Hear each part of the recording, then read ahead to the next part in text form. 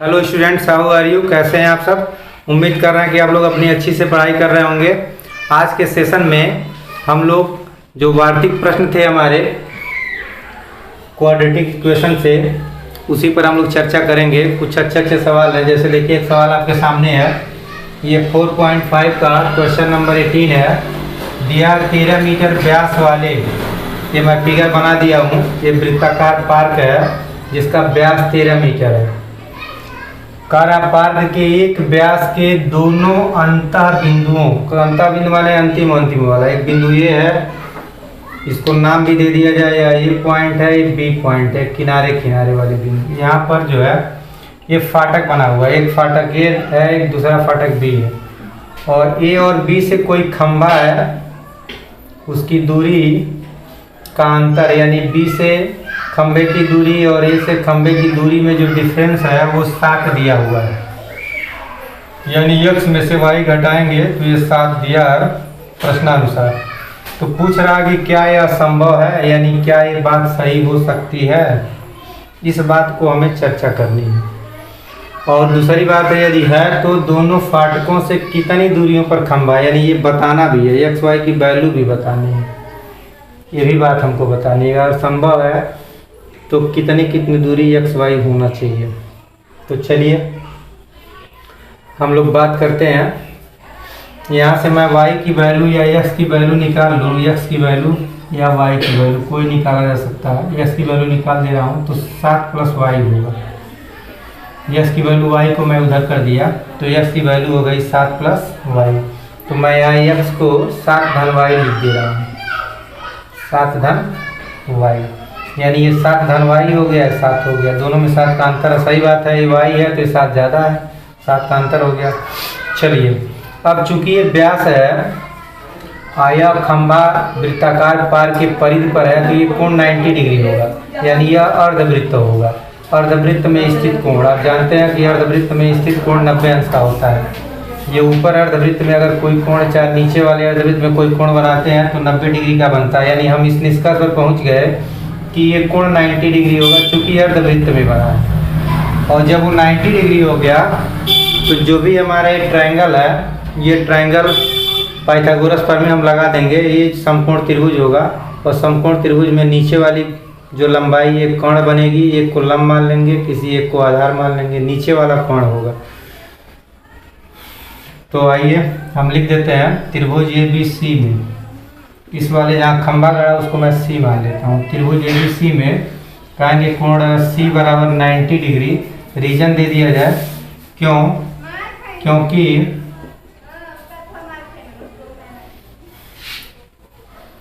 कोण AC भी अर्धवृत्त में स्थित है, कोण AC भी अर्धवृत्त में स्थित है। तो ये हमारा रीजन हो गया। अर्धवृत्त में कोई भी कोण बनता है तो 90 डिग्री होता है, तो अर्धवृत्त में स्थित इसलिए 90 हो गया। अतः पाइथागोरस प्रमेय लगा दिया जाए, पाइथागोरस प्रमेय से।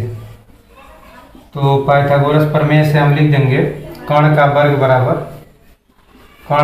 बराबर लंब का वर्ग प्लस आधार का वर्ग। कर्ण हमारा AB होगा, तो कर्ण को मैं AB लिख देता हूँ, और लंब और आधार AC और BC होगा, एक को AC मान लेंगे, किसी को BC मान लेंगे।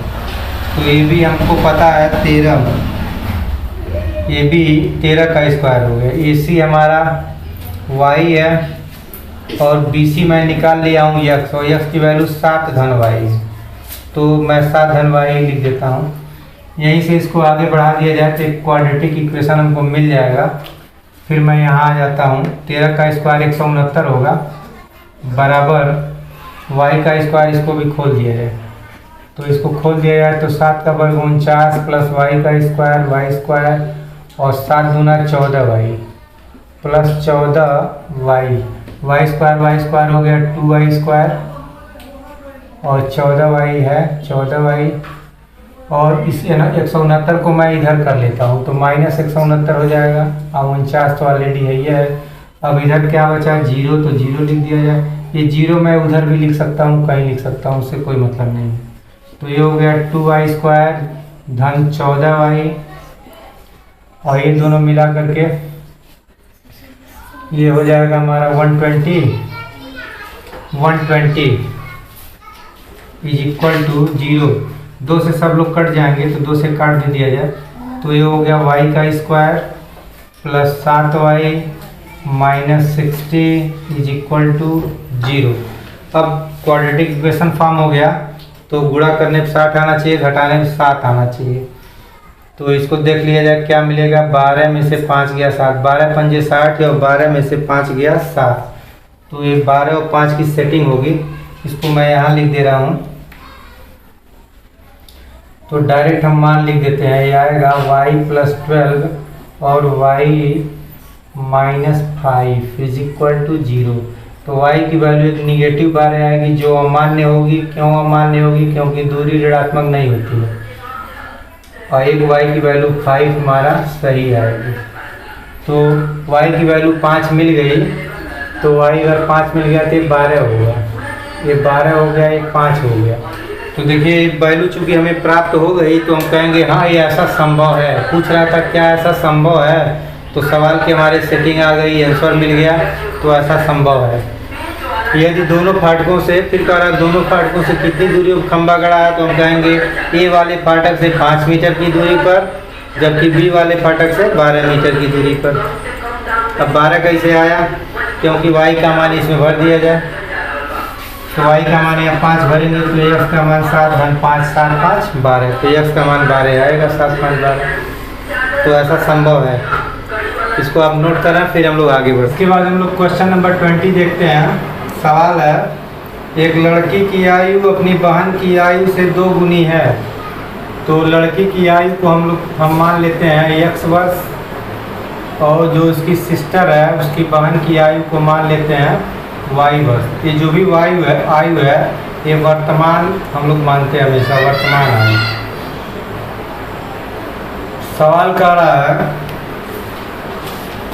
कि एक लड़की की आयु अपनी बहन की आयु से 2 गुनी है। लड़की की आयु, जो लड़की की आयु है वो अपनी बहन की आयु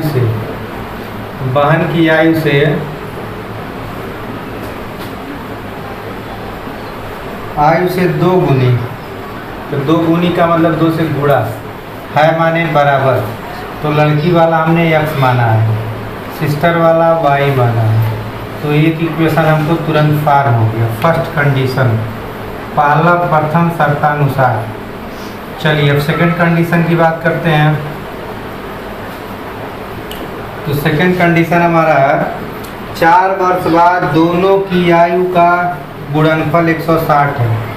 तो 4 वर्ष बाद दोनों की आयु का गुणनफल, देखिए गुणा करना, किसको किसको गुणा करना है? दोनों की आयु। तो 4 वर्ष बाद के लिए जोड़ते हैं, कितना जोड़ेंगे? 4, इसमें भी 4, इसमें भी 4।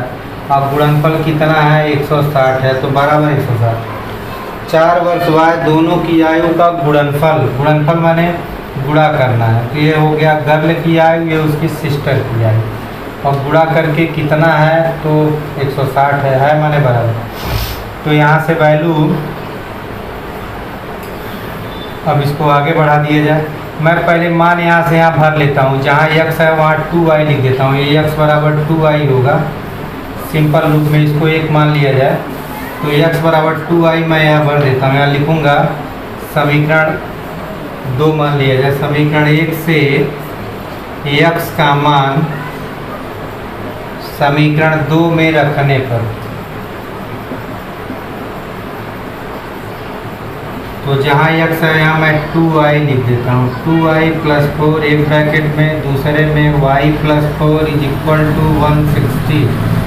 चलिए मल्टीप्लाई कर लिया जाए। पहले को लेते हैं, दोनों गुणा करेंगे। तो 2y का y में हो गया 2y का स्क्वायर, इसका इसमें करेंगे 2 चौके 8y, फिर 2y का गुणा दोनों में हो गया, तो अब 4 से गुणा दोनों करेंगे, इसमें और इसमें। 4 का y में हो गया 4y, 4 का 4 में 4 चौके 16 इज इक्वल टू 160। तो यहाँ से 2y स्क्वायर अकेला है, y पर 2 पावर, फिर y पर 1 पावर 2 जगह है, दोनों को ऐड कर लेंगे तो 12y हो जाएगा, और 160 इधर आएगा, तो प्लस 16 और माइनस 160। तो 160 घटाएंगे तो ये 44 हो जाएगा। 144 निगेटिव टाइम। क्यों निगेटिव टाइम? क्योंकि ये वैल्यू इधर आएगी तो निगेटिव ज़्यादा होगा, तो निगेटिव ज़्यादा होगा तो -144। इससे 2 से सबको कैंसिल कर दिया जाए, 2 से सब लोग कट जाएंगे, तो y² + 6y -72 = 0। अब ये वैल्यू हमको मिल गई। अब हम इसका खंड करेंगे। गुणा करने 72 आना चाहिए, घटाने पर 6 आना चाहिए। 12 छक्के 72, 12 में से 6 गया 6, तो 12 और 6 हमारा खंड बनेगा। मैं डायरेक्ट लिख देता हूँ। एक कोष्टक में आएगा y + 12 और एक कोष्टक में आएगा y - 6। इसको आप खंड कर लेंगे, ऐसे मिलेगा।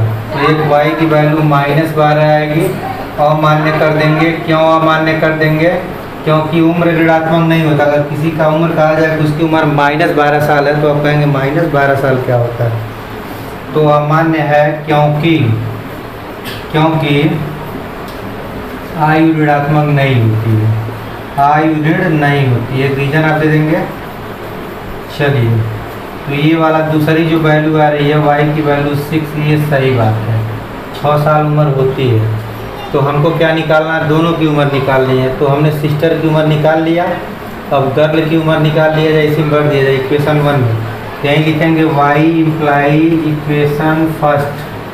इसका मतलब y का मान समीकरण 1 में रखने पर, यहाँ रख दें 2 6, तो x की वैल्यू हो जाएगी 2 × 6, यानी x की वैल्यू आ गई 12 वर्ष। वर्ष ए बी। तो ये हमारा आंसर हो गया। एक आंसर इसको बताएंगे, दूसरा आंसर इसको बताएंगे। तो कहेंगे गर्ल की आयु 12 साल, उसके सिस्टर की आयु 6 साल। अब चेक कर लिया जाए हमारा सवाल सही है कि नहीं है। गर्ल की आयु सिस्टर से डबल है, तो सही बात है। गर्ल की आयु 12 है, सिस्टर की आयु 6 का 2 × 12, सही बात है। और दोनों में 4 जोड़ करके गुणा करेंगे तो 60 आना चाहिए। तो 6 में 4 जोड़ेंगे तो 10 आएगा, 6 में 4 जोड़ेंगे तो 10 आएगा, 12 में 4 जोड़ेंगे तो 16 आएगा। तो 10 में 16 का गुणा करिए, देखिए 16 दाम 160 आ रहा है। इसका मतलब क्वेश्चन हमारा सही है। आइए क्वेश्चन नंबर 40 देखते हैं। सवाल है एक समकोण त्रिभुज का विकर्ण 3 कोण 10 सेंटीमीटर है। तो मैं एक समकोण त्रिभुज बना लेता हूँ। समकोण त्रिभुज में एक कोण 90 अंश होना चाहिए। तो ये मैं फिगर बना लिया हूँ, नाम लिख देता हूँ A1 B1 C1। ये एंगल 90 डिग्री, इसलिए समकोण त्रिभुज हो गया। इसका जो विकर्ण है वो 3 कोण में 10 सेंटीमीटर है। फिर कह रहा है यदि उसकी छोटी भुजा को 3 गुना तथा बड़ी भुजा को 2 गुना कर दिया जाए। तो एक को मैं छोटी भुजा मान लेता हूँ, मान लिया जाए A1 B1 छोटी भुजा। इसको थोड़ा सा आप फिगर ही ऐसा बनाया जाए कि छोटा बड़ा लगे। इसको मैं यहाँ थोड़ा बढ़ा लेता हूँ, ऐसे फिगर बना देता हूँ।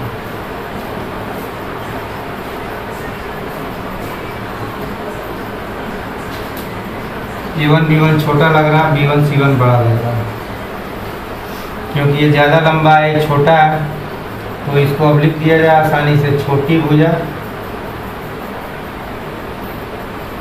और इसको लिख दिया जाए बड़ी भुजा। भुजाओं की लंबाई हमें फाइंड आउट भी करनी है।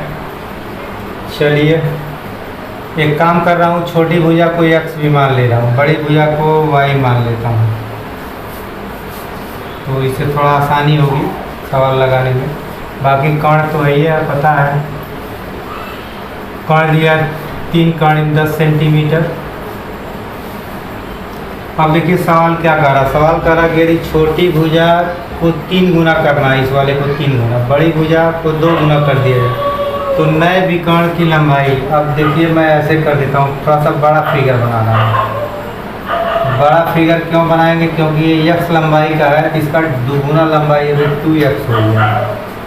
तो ये 2x हो गया। आई y है जिसका डबल 2y हो गया। नहीं, छोटी भुजा को 3 गुना करना है, ये थोड़ा और बड़ा बनेगा। मान लिया जाए 3x बड़ा होगा, इसको डबल करना है बड़ी भुजा को। अब इसका जो विकर्ण हो जाता है, निश्चित रूप से विकर्ण बढ़ जाएगा। देखिए 9 के करीब पहुँच गया, 9 कोण 5 सेंटीमीटर हो गया। तो 2 फिगर हमारे बन गए। इसको नाम दे दिया जाए A2 B2 और C2 नाम दे दिया जाए। तो कह रहा है कंडीशन सब फुलफिल हो गया। त्रिभुज की भुजा हमको फाइंड आउट करनी है कि त्रिभुज की भुजा क्या होगी, यही बताना है। जो हमारा रियल त्रिभुज है, ये रियल त्रिभुज है वो तो हम बढ़ा चढ़ा के बनाए हैं, तो इसी की भुजा हमको चाहिए। तो एक भुजा तो पता है, दो भुजा पता नहीं। तो आइए मैं यहाँ भी पाइथागोरस प्रमेय लगा देता हूँ, यहाँ भी पाइथागोरस प्रमेय लगा देता हूँ। क्या दिक्कत है, दो त्रिभुज है, दो पाइथागोरस प्रमेय लगा दिया जाए। तो हल में हम लिखेंगे चित्रानुसार, जैसा कि चित्र हमने बना दिया। चित्रानुसार प्रथम शर्त के अनुसार, फर्स्ट कंडीशन, फर्स्ट कंडीशन का मतलब फर्स्ट त्रिभुज। तो फर्स्ट त्रिभुज में त्रिभुज हम A1 B1 C1 को लेंगे। में B1 90 डिग्री है, इसलिए पाइथागोरस का आपको याद कर लिया जाए। A1 C1 का स्क्वायर बराबर होगा A1 B1 का स्क्वायर प्लस B1 C1 का स्क्वायर। तो यहाँ से हमको मिलेगा 3 कड़ी में 10 का स्क्वायर बराबर, इसको मैं x माना हूँ, इसको y माना हूँ। थोड़ा सा साल कर दिया जाए इसको, 3 का वर्ग 9 होगा, कड़ी में 10 का वर्ग 10 होगा, तो 9 दहा में 90 बनेगा वर्ग करने का। तो ये हो गया x square plus Y square, या इसी को ऐसे भी लिख सकते हैं x square plus Y square बराबर 90। एक इक्वेशन हमारा फॉर्म हो गया, बन गया। अब आइए द्वितीय शर्तानुसार, तो सेकंड कंडीशन।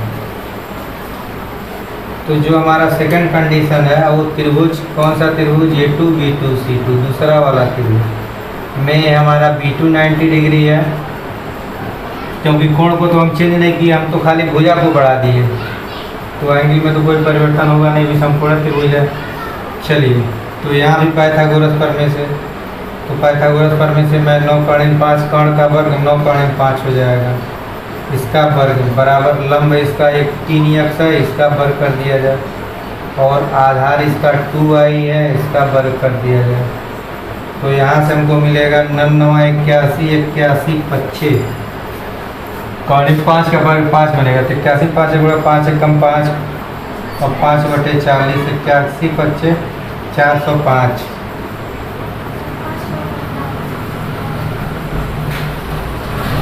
81 25 5 एकम 5 5/40, ये हो गया 9 टाइम x स्क्वायर और 4 टाइम y स्क्वायर। चलिए इसको मान लिया जाए इक्वेशन नंबर 2। दो समीकरण हमारे बन गए। अब एक में से मान निकाल के दूसरे में भर दिया जाए, तो मैं यहाँ से मान निकाल लेता हूँ और उसमें भर देता हूँ। इसको थोड़ा सा मैं और आगे बढ़ा करके मान रहा हूँ इक्वेशन, इसमें से मैं y या x किसी का मान निकाल सकते हैं, वो आपकी मर्जी। मैं y का मान निकाल दे रहा हूँ, तो x उधर चला जाएगा, तो x निगेटिव हो जाएगा। अब कहा जाए समीकरण 1 से मान y स्क्वायर का मान समीकरण 2 में रखने पर, y समीकरण 1 से y स्क्वायर का मान, इसको कहेंगे समीकरण 1 से y स्क्वायर का मान समीकरण 2 में रखने पर, तो मान भर दिया जाए। तो जहाँ y स्क्वायर होगा वो यहाँ इतना लिखेंगे 90 माइनस एक्स स्क्वायर। तो देखिए ये 405 बाएँ है और 9 एक्स स्क्वायर है, और 4 और y स्क्वायर के स्थान पर मैं इतना लिख देता हूँ 90 minus x square, 90 minus x square. इसके बाद 405 बराबर 9x स्क्वायर, और 4 का इसमें गुणा करें तो 4 90 चौके 360 minus 4x square, 4x square. इसको सॉल्व कर लिया जाए, सॉल्व करने से हमारा यह का मान निकल जाएगा।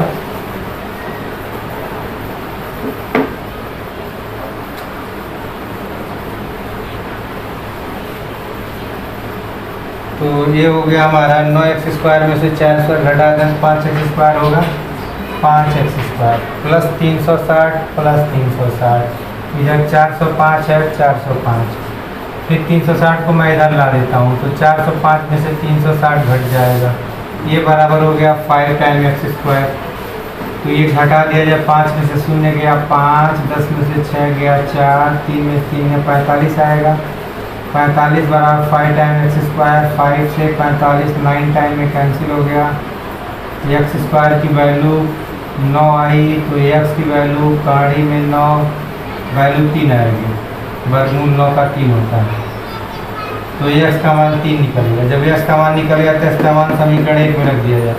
तो यहाँ लिखेंगे x implies equation first, x का मान समीकरण 1 में रखेंगे, यहाँ रख देंगे। तो y स्क्वायर की वैल्यू हो जाएगी 90 माइनस 3 पर 2 पावर, 90 माइनस 3 पर 2 पावर, यानी ये हो गया 9।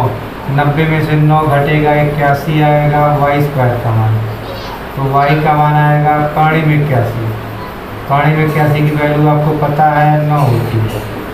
तो एक भुजा की लंबाई 9 होगी, बड़ी भुजा, छोटी भुजा 3 होगी। आगे कर्ण को हमको पता है, ये भुजा बताना था, तो एक पता है जो हमने निकाल लिया, इसको नोट करिए, फिर हम लोग आगे बढ़ते हैं। तो इस तरह से हम लोग क्वाड्रेटिक इक्वेशन के सारे चैप्टर को समाप्त कर दिए। आज के सेशन को हम यही समाप्त करते हैं। बहुत बहुत धन्यवाद।